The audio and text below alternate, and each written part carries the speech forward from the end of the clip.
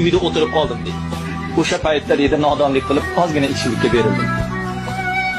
Alamimni aroqdan oldim deydi.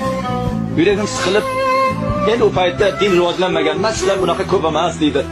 Odamlar ichadi deydi. Men ham ichkilikka berilib yurib bir kuni ayolim ota-onamni ko'rib keladi deydi, boraver dedim. Ketdi deydi. Xotinni olib kelgani mast holatda borsam, qaynatam o'tirgan joyida elimdek qilib qo'lini berib qo'ydi-da, eshikka chiqmadi. Xotinim men bilan birga chiqib turib, qaytib uyga kirib, otasiga, onasiga qarab turib shunday debdi. Ey otajon, ey onajon, men sizlarni hurmat qilaman. Sizlarni yaxshi ko'raman. Meni otamsiz, onamsiz. Ammo erimni behurmat qilmayman.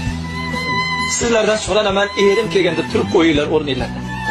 Agar meni erimni behurmat qiladigan bo'lsanglar, meni kechirib qo'yinglar, mayli gunohkor bo'lay, bu uyga qaytib kelmayman dedi.